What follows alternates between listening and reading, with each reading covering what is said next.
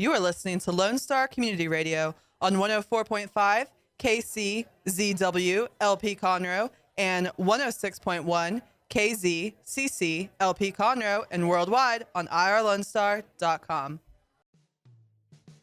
Thanks for checking out this podcast of Lone Star Community Radio, Montgomery County's community radio station. If you enjoyed this recording, make sure to check out our past shows online at irlonestar.com or their respective video or podcast formats on YouTube, Google Play, or iTunes. If you have any questions regarding the show, either it being about sponsorships or questions for the host, contact the station manager at dick@irlonestar.com or call the station at 936-647-3776. This show was recorded in downtown Conroe, Texas at the Lone Star Community Radio Studios, and Lone Star Community Radio reserves all rights to this recording and images.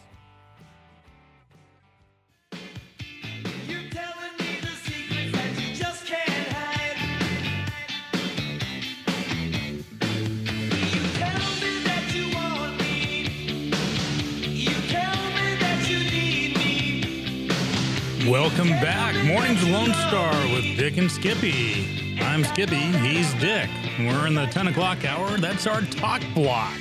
That's where we get nitty gritty and talk about some topics that may be not quite as fluffy as the first couple of hours, but by golly, they'll be engaging and entertaining. Wouldn't you say, Dick? Yeah, right. We need more coffee. Coffee generously sponsored by Conroe Coffee House across the way. They rock. I'm loaded up here. I'm caffeinated. I'm ready to rock and roll this third hour, Dick. Special thanks to them and also our morning surprise guest, Holly.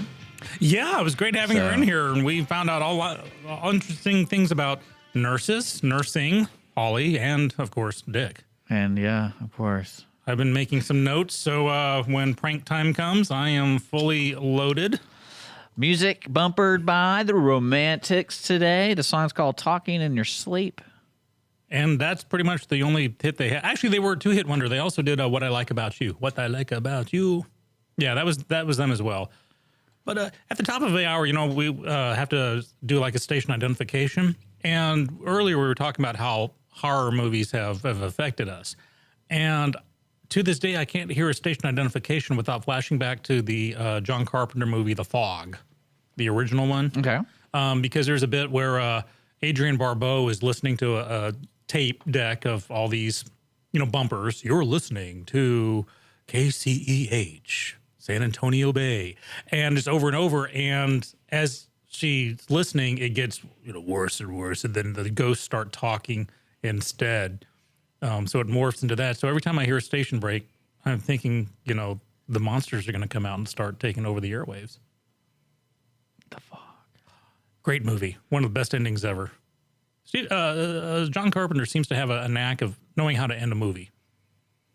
Prince of Darkness, The Thing, The Fog, makes you go, whoa, one last oomph. That wasn't as schmaltzy as, like the Friday the 13th ending with Jason popping out. What about Jason X?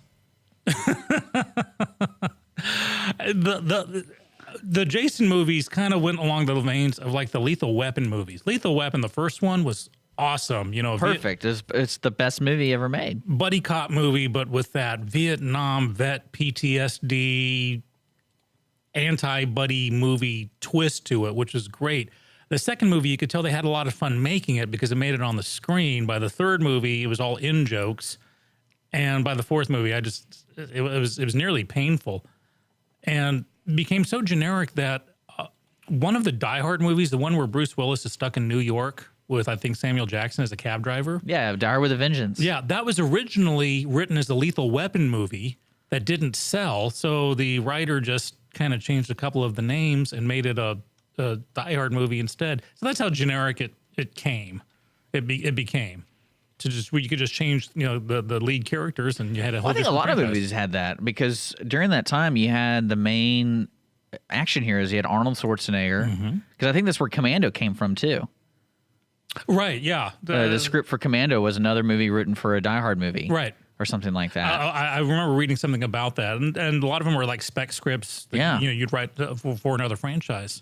Which, I mean, Commando in the end just it benefited everybody, and I can't imagine anyone else but Schwarzenegger playing or John that movie Matrix. John Matrix. The character's name is John Matrix. Right. And the movie was perfect. Sorry about that. The movie was perfectly made that you got exactly what that movie needed. I can't imagine any part of it not being part of that movie. I just like seeing him be a dad to Alyssa Milano. Like young Alyssa Milano. That whole intro montage, like, because when they wrote the script, there's more dialogue. But when they tagged on Arnold Schwarzenegger, whoever was smart goes, we can't give him this much dialogue. Like, he can't interact with his daughter all the time with conversation. So let's just do a B-roll intro with him just being the best dad, like playing with her, showing her nature, taking her to get ice cream. I mean, that classic scene, this is when I wanted to spend money on stupid stuff. I wanted to buy the frame of when he had ice cream on his nose and he's at the park or at like somewhere in the mountain ice cream shop, and she's laughing and he's like like with the ice cream on his nose. Perfect. And I wanted to get the frame actually from the film and get that framed. And I'm gonna work on getting that for you. So because that intro scene, you see so much in so little time, and it's like whoever needs to take a film class, they need to watch Commando and figure out how it's made, because that movie went from like 50 miles an hour to 100 right at the beginning. Right. And I think you kind of nailed it with Schwarzenegger. They knew what they had and, what his strengths are, and dialogue is not one of them. I just can't see him ever doing Hamlet in English. He could do an awesome Austrian version of it. But it's like when Terminator first was being written, he was cast originally as Kyle Reese, the hero. Yeah. And he's the one that told Cameron, my English might not be good enough for that to carry the movie. Let me be the bad guy instead. And then, of course, he got his wish over time where he could eventually sort of kind of become the good guy. But it wouldn't be interesting to see that Terminator with Schwarzenegger as Kyle Reese? Because, we see these movies where actors are hired and then halfway through they're replaced or something, or they don't get it. Like we were talking about Eric Stoltz in Back to the Future a while back. It would have been a completely different movie. Tom Selleck was originally cast as Indiana Jones. He was going to be Indiana Jones. They wouldn't let him out of his Magnum PI contract long enough, so they gave it to Harrison Ford and had to rewrite the character. Indiana Jones originally was supposed to be, cigar chomping, 2.6 guns, barrel-chested Tom Selleck. And can you imagine the Raiders of the Lost Ark it would have been with Tom Selleck? Completely. There's a TV show called Fringe where they have an alternate universe. Yeah. Like in this alternate universe, West Wing is still going on with the black president. They had an episode where you saw it on a bus stop, the poster for it. Now in its 11th season, the West Wing. So you have these alternate realities. It'd be great to think that in that alternate reality, you've got Schwarzenegger as Kyle Reese and Tom Selleck as Indiana Jones. I think they can still do it, though. I mean, they're going to remake all those movies. They remake everything else, for crying out loud. So, let's do that. I mean, if it's making money, it's making money, and they're going to keep doing it. What do you think in your mind is the worst remake idea so far? I would say Point Break.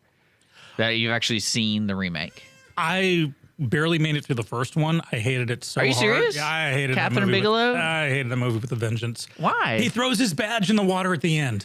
Oh, come on. Like, he shoots his gun in the air, which is like, you don't do that. You don't, because they come down. The bullets come down, people. Oh, it's perfect. This is to my neighbors who like to celebrate on New Year's Eve. The bullets come down. Just keep that in mind. Oh, that's great. That's Johnny Football. But or Johnny Utah. Yeah. But let's extend that movie another 5 minutes. You throw your badge in the ocean, and then you go to get your stuff from the police station because you just... Where's your badge? Yeah, you got to turn your gun in your badge. Well, I just threw it in the water. Why? It was... the sea has it. Yeah, the sea has it. Because why did you throw it in the ocean? Because it was a metaphor.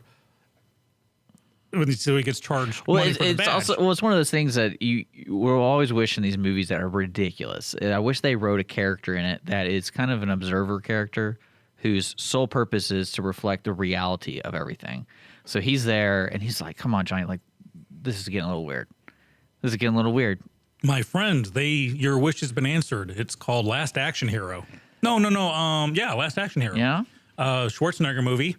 It's this kid in our real world worships Schwarzenegger movies and gets this magic ticket stub that he ends up in a Schwarzenegger movie.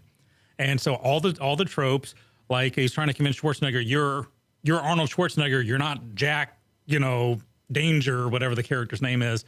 This is a movie, and Schwarzenegger's not believing it for the longest time till the kid starts pointing out, I'll be back. What do you have to say about that? I knew you were going to say that. But it's every trope. And Schwarzenegger, the action hero, comes into our world. And so he's like chasing the bad guy. And so he's like shoots a gas tank and the car doesn't explode and he doesn't get it. He's like, the car should have exploded. And why am I out of bullets? And the kid is there to say, this is, in reality, the guns don't magically reload. You're not given 24 hours by the police captain. You are fired. So yeah, if you have not seen Last Action Hero, check it out. It's bad, but it's so bad that it's good. Oh, it's bad. It's bad. You know what else is bad? What? The Power Glove. You're listening to Lone Star in the mornings. Mornings with Lone Star. We're going to take a quick break. Call in 936-647-3776 or visit MW Lone Star on Facebook. This is the talk portion of the show, so stick around. We're going to be here till 11 o'clock.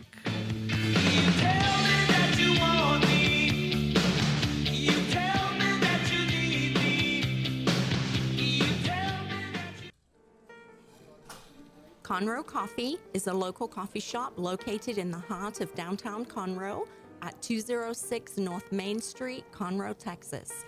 Between the Crichton Theater and the Owen Theater, Conroe Coffee serves breakfast, lunch, and dinner, along with tasty treats and Italy's favorite coffee. Have your favorite coffee or just have a midday snack be personally delivered to you at any location in downtown Conroe. All you have to do is call 936 Conroe C or 936-266-7632. We'd like to thank our sponsor at Conroe Coffee for supporting Mornings with Lone Star and Lone Star Community Radio. Don't forget to check them out online at conroecoffee.com.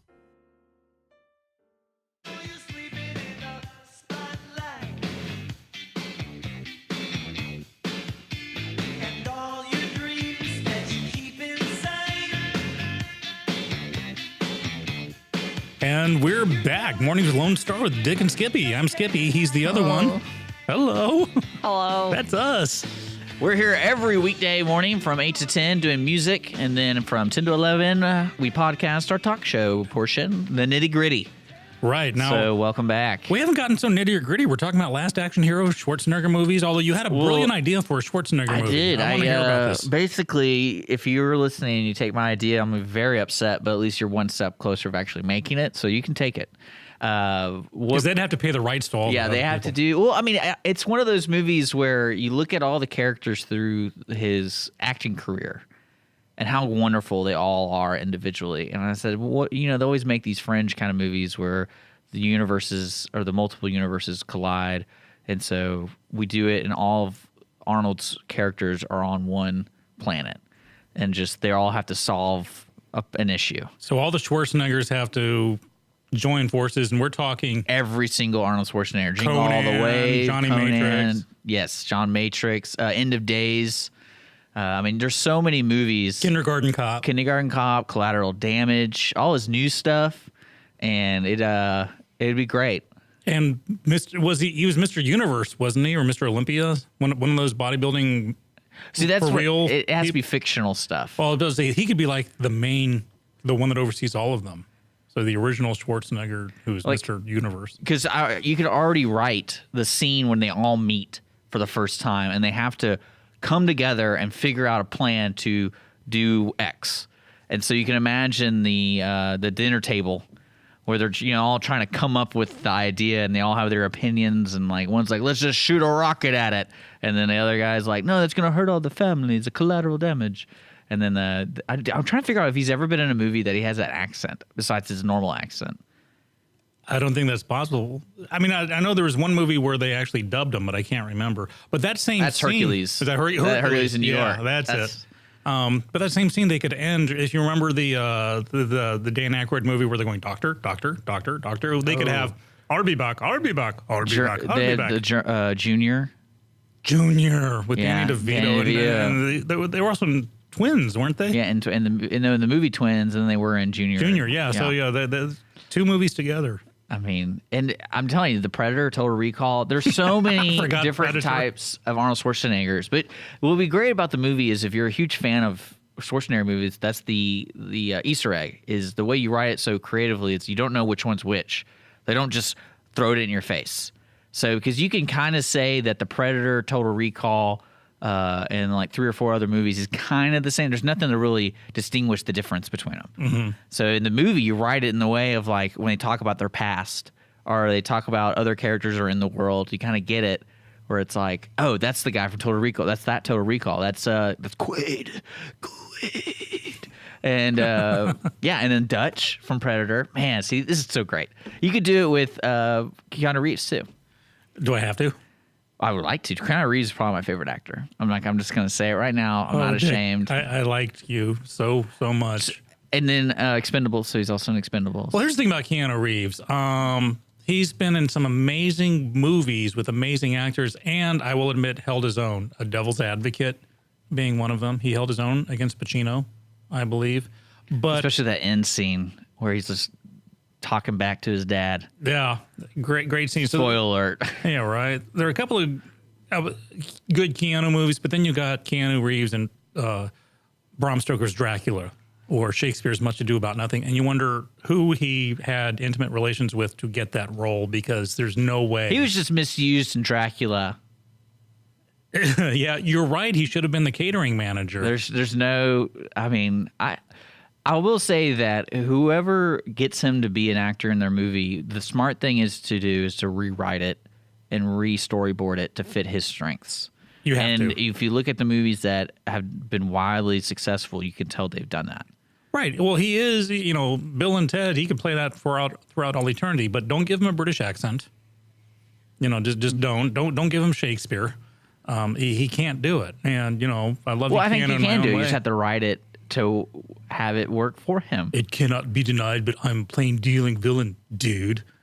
There you go. Yeah, we could rewrite Shakespeare for Keanu. I mean, it takes a special talent to be Bill and Ted.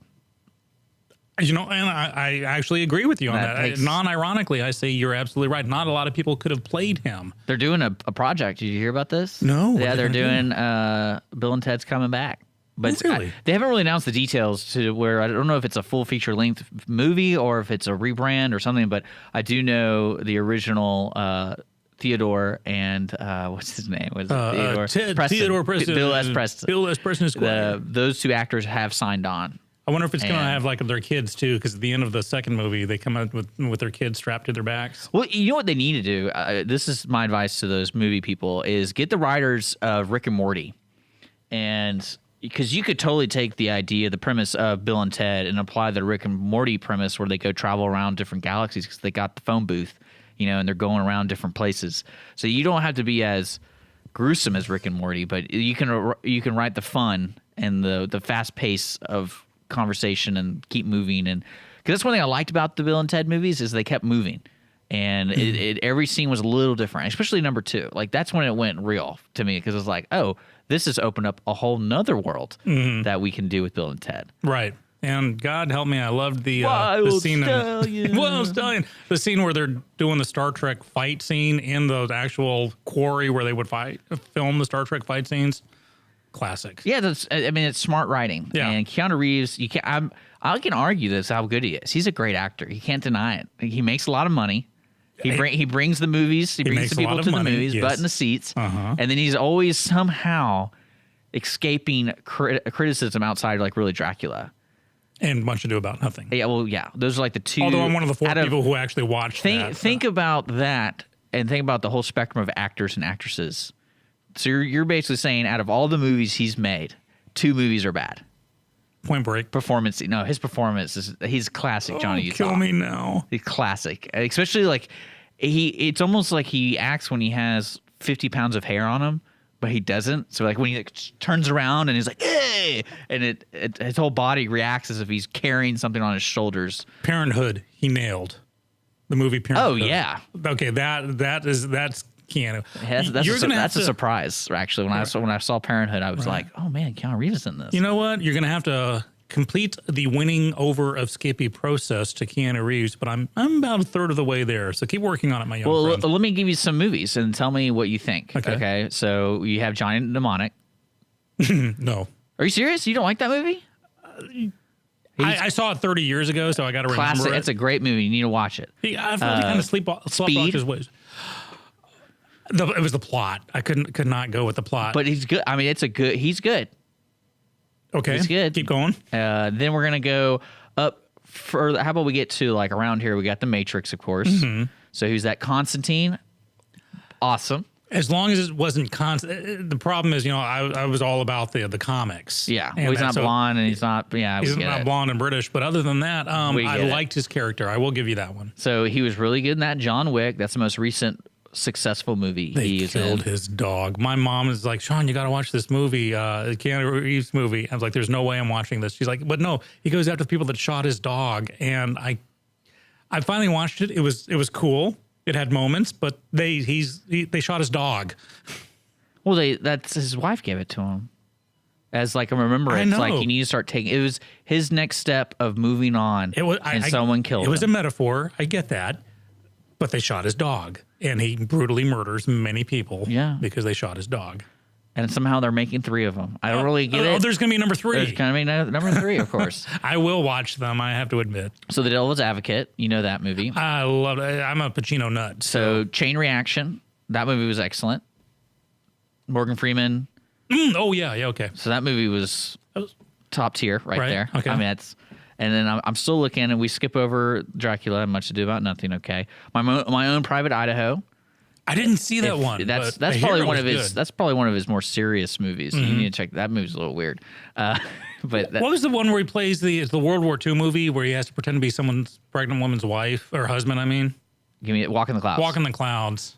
It's I don't know. Maybe I need to give him more of a chance. I'm telling you, I'm just letting you know. You're gonna win me over, He aren't you? surprises you every time, and a lot of people don't think of it. That can't be denied. Well, no, people are like, he's just a one-sided actor, and I'm like, well, he somehow is so brilliant that one side, in the end, always comes out to be, a lot different than what you think. So he's turning a weakness into a strength. Yeah, he's smart. You're listening to Mornings Lone Star. We're talking Keanu Reeves. Next segment, we'll talk a little bit of Nicolas Cage. I can defend Nicolas Cage, too, all day. And Arnold Schwarzenegger and how, you put these actors in your movies. You can do with some lady actresses, too. I can show you the pattern. Bring it, my friend. Bring it. So there's some female actresses that just know. Like Glenn Close just knows. Yeah. And I like her a lot. All the movies she's in, I'm there. You're listening to Mornings on Lone Star, irlonestar.com, and we're also, you can call in 936-647-3776. Let me know what your favorite Nicolas Cage movie or Keanu Reeves movie is, and we'll talk about it more. And we'll be back. Stick around.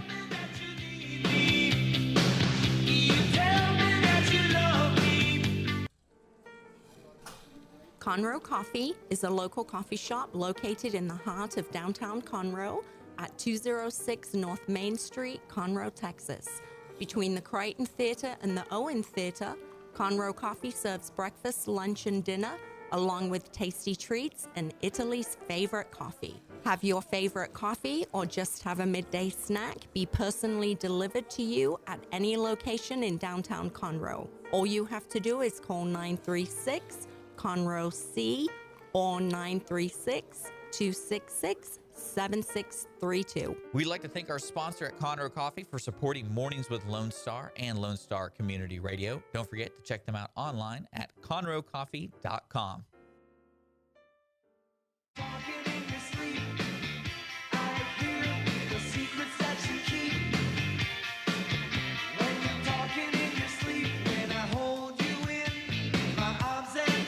All right, we're back with Mornings Lone Star. I got a question for Skippy over here. He's an actor, or an actor's actor, or whatever you want to call it. So he does have a little bit more of an edge when it comes to acting.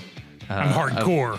Well, you have to respect an expert in the field, and you've been acting for pretty much A long time. Since 1970. became a biped. Once I became a biped. So, and it's funny talking about Keanu Reeves, because as an actor's actor, what would you say right now about Keanu Reeves' acting ability as an actor? If I were directing Keanu, let's say if I were directing a theater piece and he came to audition, my notes would be flat delivery, good looks, stoic, not very expression in the face, but something I could work with. He looks kind of sleepy-eyed. Sometimes he just looks like he's kind of sleepwalking through a movie. He's got rest face. Oh, yeah. That's probably why he was chosen for Dracula. Right, because he's supposed to be stoic, but the accent just killed me. I would like to see Keanu actually in a stage play, to be honest, because movies, you're supposed to understate everything. You know, stage acting and film acting, they're polar opposites. In a movie, you know, the camera's in your face, so all you got to do is cock an eyebrow or just squint your eyes just a bit and you speak volumes. On stage, you're supposed to go the exact opposite. You're supposed to be loud and project and work your face so the audience in the back row can see what's going on. And maybe that's it. Keanu takes the movie aspect of understating to the extreme. Maybe in the proper venue, you told me to let him in. And he works if they're smart about it. It's funny, in the past 5 years, he's been in a lot of movies, but not movies where they say Keanu Reeves as the main actor, basically. So it's interesting. His movie choices is extreme. It's interesting. So, for example, like in 2016, The Neon Demon, he's in that movie, and the Neon Demon is that the guy who did Drive. Oh, okay. This was the follow-up movie to Drive, so Okay. that's where basically that's where the publicity was hit, is the director and also the actress. It's about ladies, so there's a bunch of ladies in it. But then Keanu Reeves is a little role in it, and then he's also To the Bone, that Netflix movie about anorexia. He's in it, but in like little roles. And that's a very interesting point, because let's contrast to Tom Cruise. We were talking about the sequel for your all Schwarzenegger movie would be an all Tom Cruise movie. So you'd have Lestat and Jack Reacher all, you know, working with each other. But every movie poster of a Tom Cruise movie, it's Tom Cruise's face, whether it's Profile for Mission Impossible or pretty much every other movie. It's Face on The Firm and Interview with the Vampire and all these other movies. You know, it's always Tom Cruise's face. It's a Tom Cruise movie. Keanu Reeves, I think very few of his posters, the official movie posters, feature or highlight his face.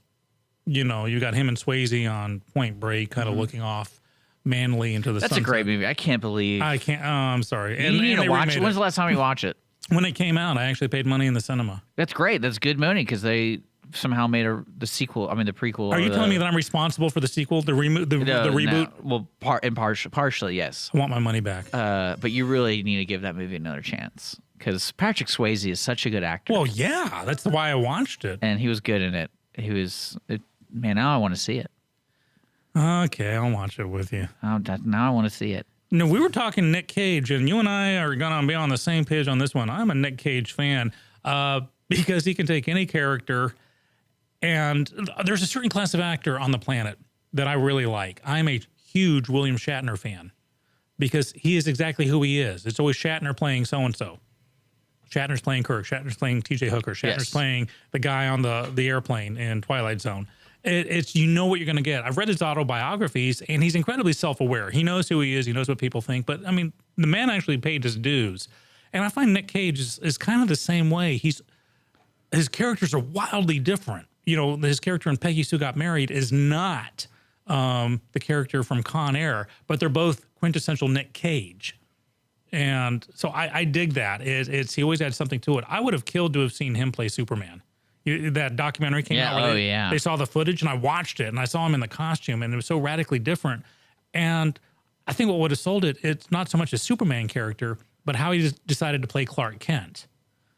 And it was kind of a floppy trilby hat, a T-shirt, like a Mickey Mouse T-shirt with sandals and cargo shorts. You know, you're looking up the picture of him as Clark Kent. It was so radically different, and he would have been so obviously Clark Kent / Superman that the other actors there's no way they could have pretended he wasn't.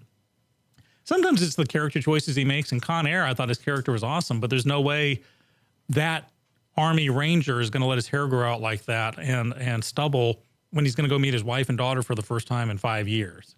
You know, so that was an artistic choice that probably was out of his hands. But the characters are awesome. I loved him in The Rock. Total nerd. But look up the Superman pictures. You'll see what I'm talking about. I see the Superman picture. I'm trying to find the Clark Kent versions. It is very brief. He's only in the costume very briefly, but I swear it was a T-shirt, like a Mickey Mouse T-shirt with a linen sports coat over it, and jeans and sandals, or cargo shorts and sandals. Very, very, because he had the long hair. This is back when it was. So what happened to it? It was the whole Superman dies and is reborn story when they were rebooting Superman, and that's what it was going to be.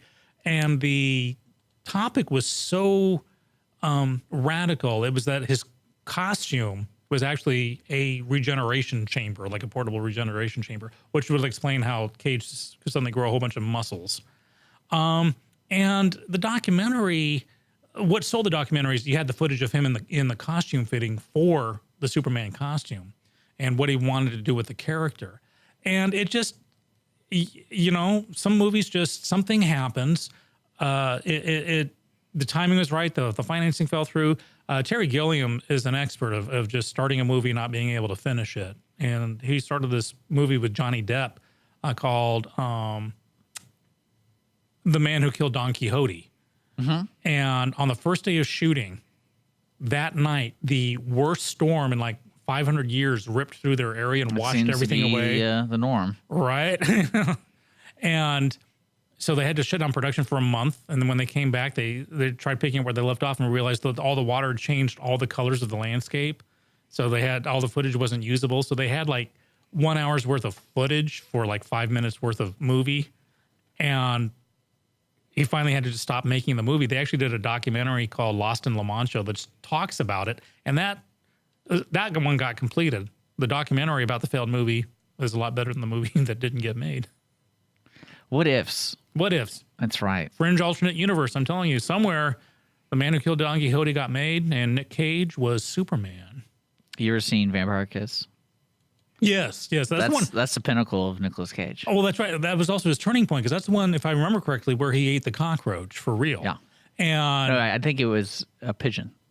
was he ate something for real? He ate a pigeon in the movie. I remember that. But I think, and he freaked out his co-stars, and they're like, I can't work with him because he was trying to be method or something, and he actually had this epiphany that I'm going to weird myself out of a job.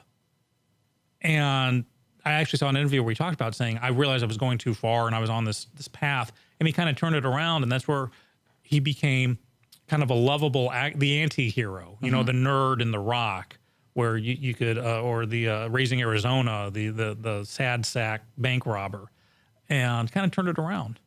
Well, it's amazing how fast his career jump-started after leaving Las Vegas. Because if people don't really think of timeline-wise, he won an Oscar for leaving Las Vegas, and the next movie he did, which is probably being filmed during the same time, was The Rock.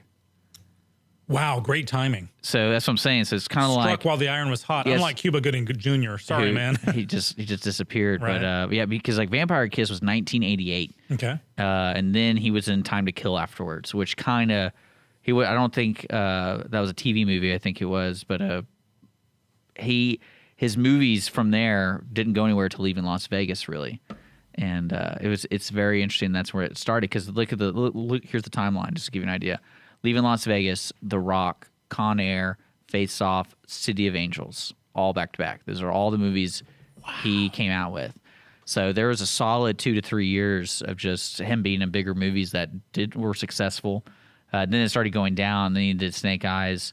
Then he was 8 millimeter. Yeah. And those movies, weren't they like identical? Pretty much. I mean, I watched them both. It's like I could have sworn I just watched the other one. And then he was in some weird, like, then it went from God in 60 Seconds, The Family Man, and then Captain Corelli's Mandolin. And then basically he kind of jumped off from there. And then he did Lord of War. And, well, here's pretty good right here. This is good. Adaptation, then The Matchstick Men, then National Treasure, Lord of War, The Weatherman, all right there. He seems to have a good, a lot of big name stars have ups and downs, and they've lost as much money as they've made. But Nick Cage seems to have that staying power, and his characters, on the whole, I relate to them. He's very relatable as an actor, as opposed to maybe sometimes Cruise just kind of. Cruise is so much into the Tom Cruise so much into the stunts and stuff that there's no way you can kind of connect with that. But Nick Cage, yeah, I'm a fan. Me too. We're going to take a quick break here on Warren's the Lone Star, talking horrible actors, but I'm glad we have the actor in the studio with Skippy telling us what's right, what's wrong. Coming up next is going to be our last segment. So stick around. We're going to learn about what's happening around town with the Woodlands Arts in the Park and other fun stuff. So stick around for that. You're listening to Mornings of the Lone Star, irlonestar.com. We'll be right back. When you're talking in your sleep, I hear the secrets that you keep.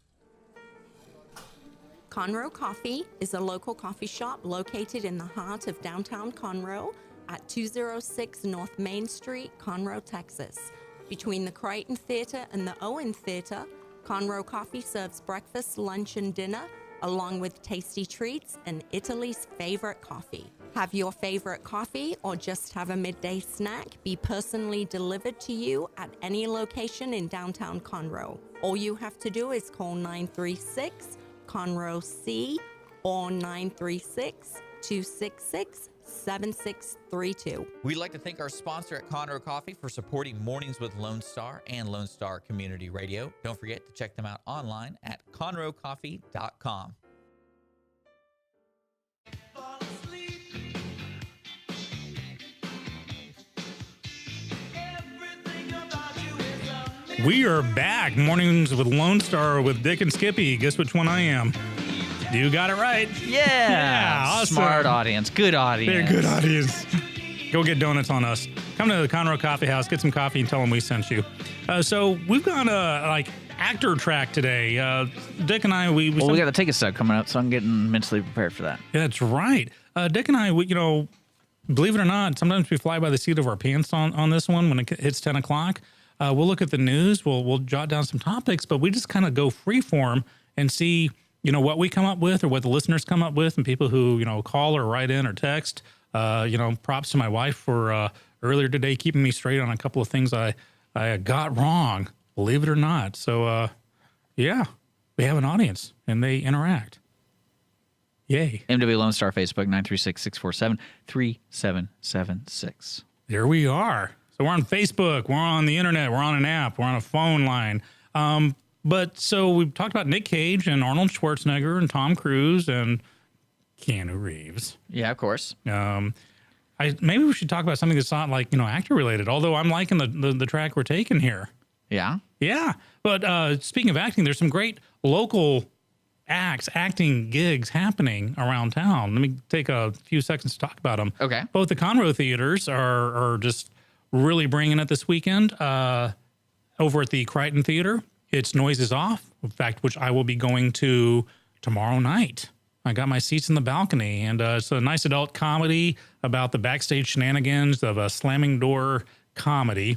And if you've ever been on stage or wondered what happens backstage, this is the show to come see it. It's going to be a lot of fun. And tickets are going fast. I got stuck in the balcony because apparently I waited too long. And then over at the Owen Theater, they got Disney's Beauty and the Beast. So you bring the whole family for this one all weekend long. And of course, you have Mrs. Potts and Lumiere and Cogsworth. And of course, Beast and Belle. And the actors, I've met the actors. They're really awesome. Going to be a great show. But on Sunday evening, 4 o'clock, why don't you head on over to Rob Fleming Park in the Woodlands, which is kind of between Kirkendall and Gosling on Creekside. Nice outdoor venue, big park, playground, amphitheater, and it has Arts in the Park.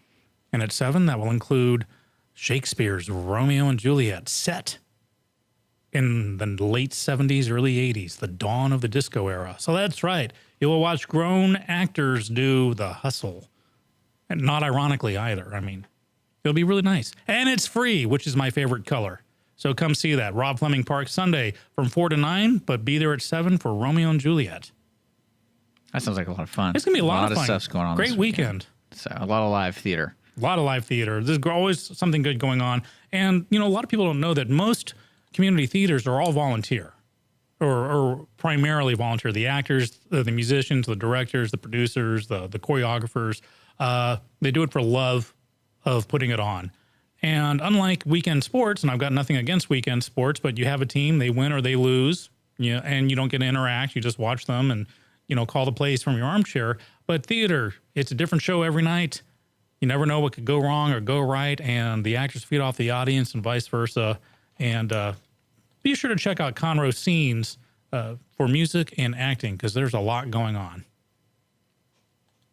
There we go. That's it. Is that the end right there? I think I've talked enough about that. That's Arts. perfect. All Arts right. rock.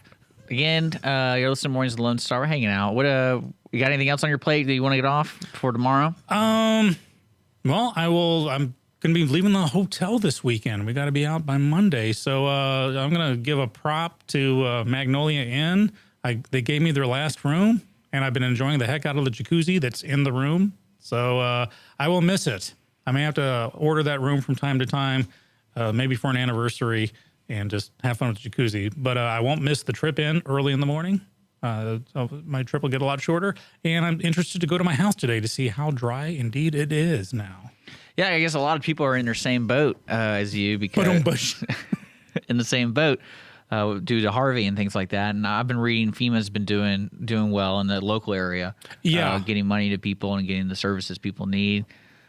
They're doing what they can with what they have and actually being very effective with it. People are now waiting for the trash to get picked up, and I know there's a lot of complaints. Oh, there's still trash outside my yard. I just encourage people to think how many people got affected by this, how many tons of trash there are. And the trash is still out in my front yard too, furniture and drywall. And I know they're going to get to it as soon as they can. People are working really hard, a lot of volunteers, a lot of people who just didn't sign up for this, but are answering the call. So if you got affected by Harvey, be patient. I'm right there with you. If you're one of the Harvey cleanup crew, my hat's off to you. I have a soft spot for anybody who does the things I'm just not quite willing to do, including first responders. But it's a slow process, and especially the other parts of the world are getting hit right now by Maria. Right. We got to send out props to Mexico City. They got nailed with an earthquake. Like 8.2 megaton or something like that. Yeah, it was something insane. Yeah, 7.2 on the Richter scale. And just to put it in perspective, if you ever saw the 70s movie Earthquake with like Lauren Green and Charlton Heston, that was a 7.2. So same kind of earthquake in a disaster movie. Got a lot of people going on that one. And of course, we've got Puerto Rico completely without power. The entire nation is without power. So obviously they're not listening to us right now, but we are sending warm, fuzzy thoughts towards them. And hopefully all the storms will suddenly turn back in the ocean and just do what storms do best, away from land. Yeah, I mean, there's a lot going on. And unfortunately, we don't really know anything until it's too late when it comes to other areas. Like Puerto Rico is going to be without power for months. Yeah, and they're getting nailed. Dominican Republic is next on the list. So hopefully you guys make it because I love your cigars and I like my cigars dry. So there's that. Keep safe, Dominican Republic. We do have to take a quick break. Okay. Sorry to interrupt you. When we return, we'll be talking a little bit about next week and leading up for tomorrow's show on Friday. So stick around. You're listening to Mornings of Lone Star, irlonestar.com. When you close your eyes and you go. Conroe Coffee is a local coffee shop located in the heart of downtown Conroe at 206 North Main Street, Conroe, Texas. Between the Crichton Theater and the Owen Theater, Conroe Coffee serves breakfast, lunch, and dinner, along with tasty treats and Italy's favorite coffee. Have your favorite coffee or just have a midday snack be personally delivered to you at any location in downtown Conroe. All you have to do is call 936-CONROE-C or 936-266-7632. We'd like to thank our sponsor at Conroe Coffee for supporting Mornings with Lone Star and Lone Star Community Radio. Don't forget to check them out online at conroecoffee.com. I can hear the things that you're dreaming about. We are back. Coming up on our final segment of Mornings with Lone Star on a Thursday. And Dick be jamming to the Romantics, our bumper music. New listeners may not know, but we kind of make up our bumper music on the spot every morning. We don't know what we're going to play, but we stick with it and we commit to it. So hats off to the one-hit wonders, the Romantics. Just messing with you. Yeah, right. It's like, I just went off the air. But Yeah, we've been talking a lot about actors today and stuff and things that are going on around town. One more thing going around town on a just really quick Saturday. There's a local nonprofit called Panther Creek Inspiration Ranch, and they do horse therapy for special needs kids and adults. They're awesome people. I pretty much live across the street from them, and they got hit with flooding like I did. But they have their gala coming up on Saturday evening, Denim and Diamonds Gala. So yeah, blue jeans and diamond necklaces. Great program, great gala. Go to, I think it's pciranch.org for more information about the gala. I'm going to pop in there on Saturday evening, so might see you there. But we're also talking about the wiretapping thing going on in the news. yeah. I still don't Shock? get it. I'm still no, I still don't get it. Okay, So, so the feds were wiretapping. but how does this come out? So this is what I don't get about these news sources and the leaks and all this kind of stuff is where does this come from? Where did this information come from that was talked about a couple days ago? Well, it was an official FBI investigation, so sooner or later it's going to come out. So FBI has a procedure where it's like, hey, every Wednesday we come to the public and put out, this is what we've investigated. No, Freedom of Information Act. So it's not an individual classified, it requested, and then on Wednesday they go, hey, you got something in your mailbox, man. Here you go. And then they're like, oh, great. And then they see it like, oh, wow, they did wiretap. Right, or it could be that it's... Do they wiretap the building?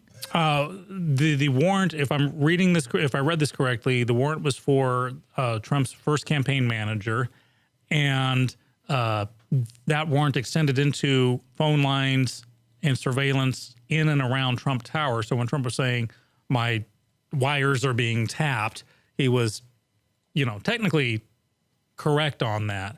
But there were, of course, the media was just going, oh, he's paranoid. This would never happen because the FBI hasn't said anything. Has not agreed. They haven't confirmed this, so obviously it hasn't happened.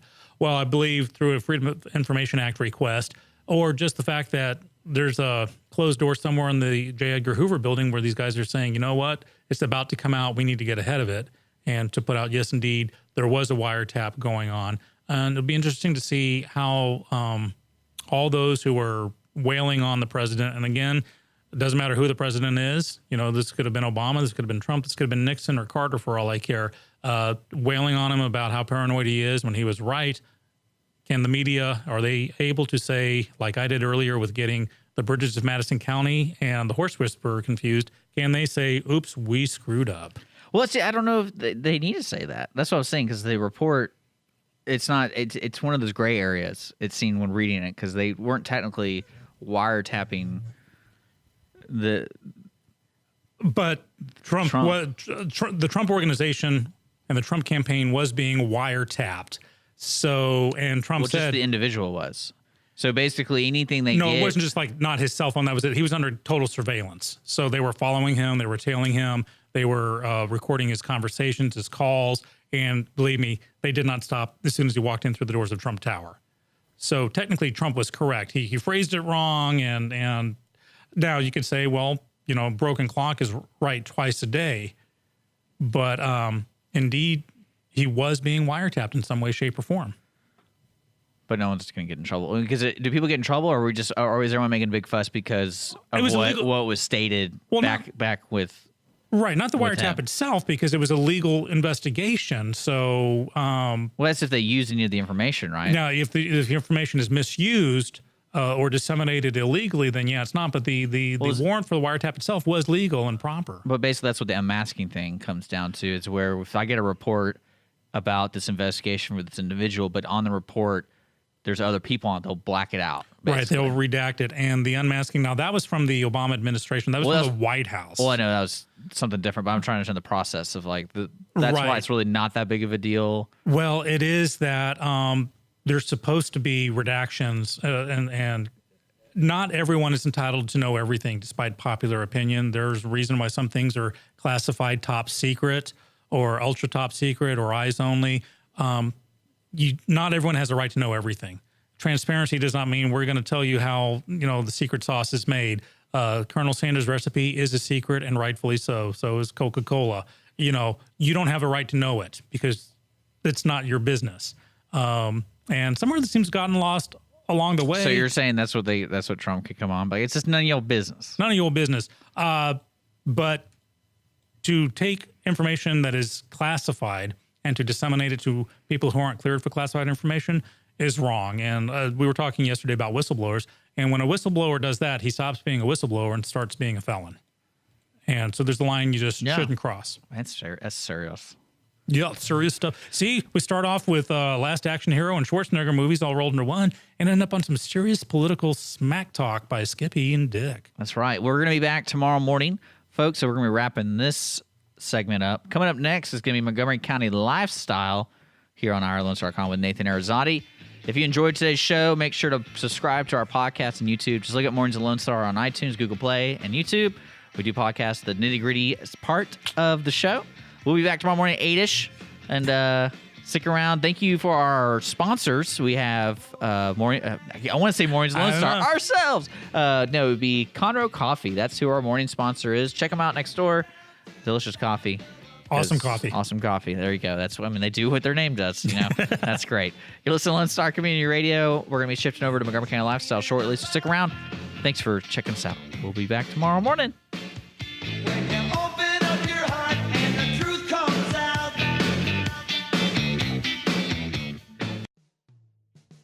Thanks for checking out this podcast of Lone Star Community Radio, Montgomery County's community radio station. If you enjoyed this recording, make sure to check out our past shows online at irlonestar.com or their respective video or podcast formats on YouTube, Google Play, or iTunes. If you have any questions regarding the show, either it being about sponsorships or questions for the host, contact the station manager at dick@irlonestar.com or call the station at 936-647-3776. This show was recorded in downtown Conroe, Texas at the Lone Star Community Radio Studios, and Lone Star Community Radio reserves all rights to this recording and images.